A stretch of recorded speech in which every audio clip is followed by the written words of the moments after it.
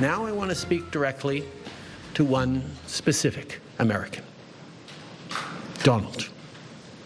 In the over 8 years you and I have worked together, we've done big things. Now, it's not in my habit to agree with the Wall Street Journal, but Donald, they point out that even though you're a very smart guy, this is a very dumb thing to do.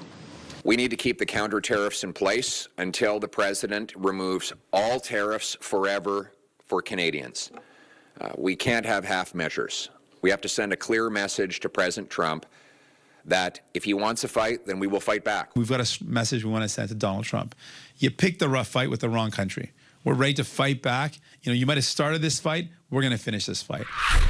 Trump bump. New exclusive polling for CTV News shows just how much Canadians are thinking about Donald Trump. According to Nanos research, how to deal with the U.S. president has become the single most important issue of concern to Canadians. The president's attacks on Canadian sovereignty and the economy have also coincided with a liberal change of fortunes in most public opinion polls. They've clawed their way back into striking distance of the Conservatives. Tonight, the Liberals will elect their new leader, and it's expected the incoming Prime Minister will seek to capitalize on the surge in polls by calling a snap election. The Scrum is here to talk about all of that. Stephanie Levitz is a senior reporter for the Globe and Mail and their Parliamentary Bureau. Nick Nanos is the chief data scientist and founder of Nanos Research.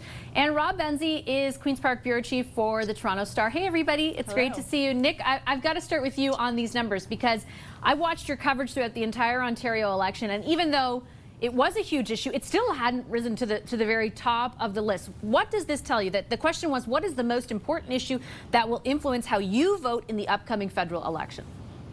Vashi, this speaks to a situation where Canadians are amped up over Trump and his threats to the Canadian economy. You know, it's interesting when we ask people what would influence their vote, not what's the most important issue, what would influence their vote. Trump tops the list at around 36% of Canadians, followed by the economy at 29. And Vashi, we know those two things are intertwined. So you have to think of Trump and the economy driving how people will make their vote decision, basically 2 out of every 3 Canadians. The other thing is healthcare, taxes, the environment are really not on the radar. Yes, Canadians say that they're important, but in terms of influencing how they will judge the federal party leaders and the federal parties, they are basically not on the radar whatsoever. Yeah, and just to underscore Nick's point, Steph, the economy at 29%, Trump dealing with Trump at 36%, the jump down to every other issue he listed, 6% for taxes, 5% for healthcare. Like, the difference is striking. Yeah, it is. And maybe, you know, in some degree, this is an election which is unique in that there's like this third-party player in the election, which is Donald Trump, right? A lot of the issues that people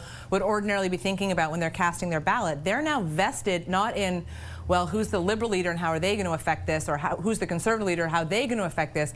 How is Donald Trump going to affect my life? And then the question becomes for the political party leaders, and what are you going to do about it?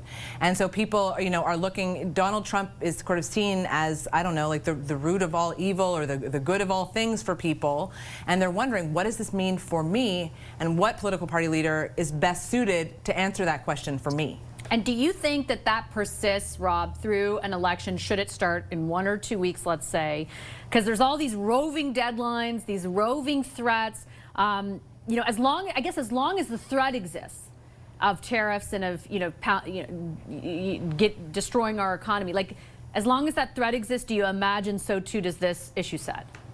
I do, Vashi, and as long as this sort of Damocles is hanging over Canada, it's going to be the dominant issue. And we know how this will play electorally because Doug Ford in Ontario just won another majority government by running against Donald Trump and making the ballot question, who is best to stand up to Trump? Mr. Ford thumped his rivals on that particular issue, which was bigger, more important, as it turned out, than affordability, than the economy, than health care. And that's why Bonnie Crombie and Marit Stiles failed to break through the same way. Mr. Ford was in Washington twice during the Ontario election campaign. That's an extraordinary thing to do during a provincial election campaign. So I think if either Mark Carney, presuming he wins this afternoon, or Pierre Poilievre, presuming he wins the election, whoever is running to be the next prime minister would want to take a look at Doug Ford's playbook, I think, for winning. What does it do, Nick, to what we would have been talking about around this grouping 2 months ago, the change question, right? Which was so informing so many Canadians' views at the time. Like, does it still exist? Is there a way to still make it, I guess, part of the conversation, or has this trumped that? Well, I think if you're Pierre Poilievre, the Conservatives, you want to try to make it that. But where we're at right now is Trump is a fundamental reset on the ballot question for the upcoming federal election. And, the thing is that for Canadians, it's not about, what they thought about the last 10 years and whether they liked the Liberals or disliked the Liberals or agreed or disagreed with the Liberals. It's all going to be about judging the main choices when it comes to the economy, protecting Canada's economic interests, and dealing with Donald Trump. So you have to think, to Stephanie's point, Trump being the uninvited guest to the Canadian election, and also the federal party leaders responding to Donald Trump and whatever he says every day. And the thing is, that's what we saw in the recent Ontario election. It was like Donald Trump was the opponent, not necessarily Bonnie Crombie or Merritt Stiles. Trump was Ford's opponent. So it's going to be interesting. And I think all bets are off. I think the numbers are going to be moving around a lot depending on what happens. The election is going to matter. It's going to be like 1988, where the progressive Conservatives under Brian Mulroney came into the election. They were dealing with controversies and scandals and stuff like that. Free trade debate came in, wiped all that off, and Canadians made a decision based on free trade. For opposition parties, what's the balancing act like, Steph? Because I think in both the Conservatives and the NDP's case, they're talking now about very specific things that they would do around Donald Trump, but also a big part of what they have been able so far to capitalize on is linking, or not linking, but just the criticisms around Trudeau. So I'd be shocked if they totally disengaged from that. And they won't, because one of the arguments that they will make, and they've already been making, I mean, Pierre Poilievre made it as recently as Friday, is that one of the reasons perhaps we are in what Donald Trump perceives to be as a weak position is because of 10 years of Liberal government, because the Liberal government did not address certain deficiencies internally in our own domestic economy over the 10 years they were in power. Mr. Poilievre has been making the point, for example, in recent days that even since Donald Trump took office, there's been very little action on the federal Liberal government's part to shore up our domestic economy. Everything's been in stasis. Everything is about dealing with Donald Trump.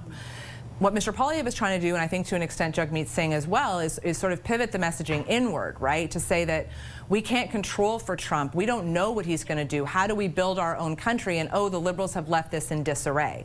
So they try to blame them for that weakened position, and then they have got to put forward their ideas for what they'll do next or do differently. And what do you anticipate the response is from whomever wins tonight, Rob? Let's say it's Mark Carney, right? Because Mark Carney has also been critical of the Trudeau economic record. Yeah. Yeah, I mean, if he can, if Carney is able to pivot to say, look, you wanted change, I am change. I didn't sit at the Trudeau cabinet table. Yes, I was an informal advisor, but I was not, part of all of the things that you don't like about this Liberal government. If he's able to do that and can sell himself as change you can trust, then the Liberals will be playing a much stronger hand against the Conservatives. But if he wavers and doesn't go right away, Vashi, I think that they risk. He who hesitates is lost. I think that if they wait the way that Kim Campbell waited in 1993 before calling an election, and she went into the fall months after she had won the leadership and had gotten a boost in the polls, if they wait, then they are probably doomed, because the Tories have $20 million in advertising ready to go to attack Mr. Carney. Okay, I'm going to leave it on that note. Thanks, everyone. Really appreciate the discussion. Stephanie Levitz, Nick Nanos, and Rob Benz.